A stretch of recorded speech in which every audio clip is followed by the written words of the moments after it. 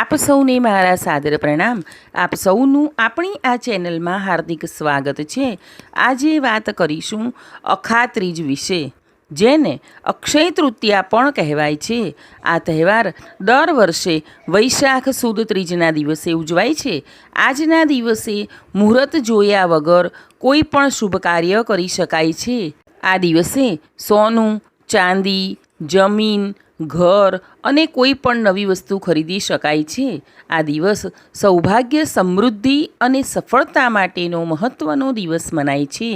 આ તિથિના નામ મુજબ અર્થ અક્ષય એટલે કે શાશ્વત, જે કાયમ રહે છે, અને તૃતીયા એટલે કે શુક્લ પક્ષનો ત્રીજો દિવસ। એવું માનવામાં આવે છે કે આ દિવસે જે કાર્ય કરવામાં આવે છે તે ક્યારેય ક્ષય પામતું નથી, સમાપ્ત થતું નથી।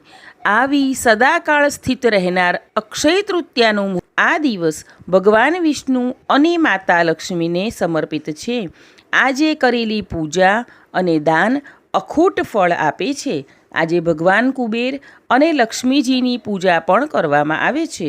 શાસ્ત્રો અનુસાર આ દિવસનું મહત્ત્વ જોઈએ તો આ દિવસે ભગવાન વિષ્ણુના અવતારક પરશુરામજીનો જન્મ થયો હતો। અખા ત્રીજને દિવસે શ્રી કૃષ્ણએ યુધિષ્ઠિરને અક્ષય પાત્ર આપ્યું હતું, જેમાં ભોજન ક્યારેય સમાપ્ત થતું નથી। અખા ત્રીજે આદિગુરુ શંકરાચાર્યએ કનકધારા સ્તોત્રની રચના કરી હતી। આ દિવસે લગ્ન, ગૃહપ્રવેશ, વાહનની ખરીદી કે સગાઈ જેવા શુભ કાર્યો કરી શકાય છે। આજે એકાક્ષી નાળિયેર, દક્ષિણાવર્તી શંખ અને પારદનું શિવલિંગ વગેરે ખરીદવા શુભ માનવામાં આવે છે। આજે કરેલું દાન અક્ષય પુણ્યની પ્રાપ્તિ કરાવે છે। આજે વિષ્ણુ, લક્ષ્મીજીની પૂજા કરી કનકધારા સ્તોત્ર ખાસ વાંચવું કે સાંભળવું, જે સાંભળવા માત્રથી લક્ષ્મીજી દોડીને તમારી પાસે આવશે।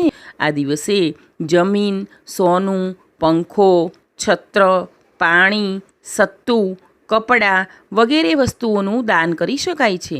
ખાસ કરીને જવનું દાન કરવું એ સુવર્ણ દાન સમાન માનવામાં આવે છે।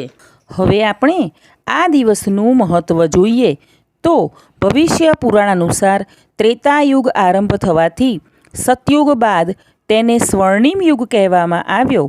આ દિવસે સોનું ખરીદવાનું એક કારણ આ પણ છે। યુગ શરૂ થવાની તિથિથી આ દિવસે નવા કામ કરવાની પરંપરા શરૂ થઈ। સ્કંદ પુરાણ મુજબ આ દિવસે ભગવાન વિષ્ણુના છઠ્ઠા અવતાર પરશુરામનો જન્મ થયો હતો। નર નારાયણ અને હયગ્રીવ અવતારને પણ આ તિથિ સાથે જોડવામાં આવે છે। આ કારણથી તેને પુરુષાર્થ અને ત્યાગની તિથિ માનવામાં આવે છે। મહાભારત કાળમાં પાંડવોના અજ્ઞાતકાળ દરમિયાન ઋષિ ધૌમ્યએ યુધિષ્ઠિરને સૂર્ય પૂજા કરવા કહ્યું। સૂર્યએ પ્રસન્ન થઈને તેમને સોનાનું અક્ષય પાત્ર આપ્યું। તેમાં ભોજન ખતમ નથી થતું, તેથી આ દિવસે સોનું ખરીદવાની પરંપરા શરૂ થઈ। બ્રહ્મવૈવર્ત પુરાણ અનુસાર ભાગીરથની તપસ્યાથી મા ગંગા પૃથ્વી પર પ્રચંડ વેગથી આવી। આ વેગથી ગંગા પાતાળમાં પહોંચી જાત, તેથી મહાદેવે ગંગાને જટાઓમાં રોકી લીધી અને અક્ષય તૃતીયાના દિવસે મુક્ત કરી। તેથી આ દિવસે ગંગા સ્નાનની પરંપરા શરૂ થઈ। વેદવ્યાસજીએ મહાભારત લેખન માટે આ તિથિ પસંદ કરી।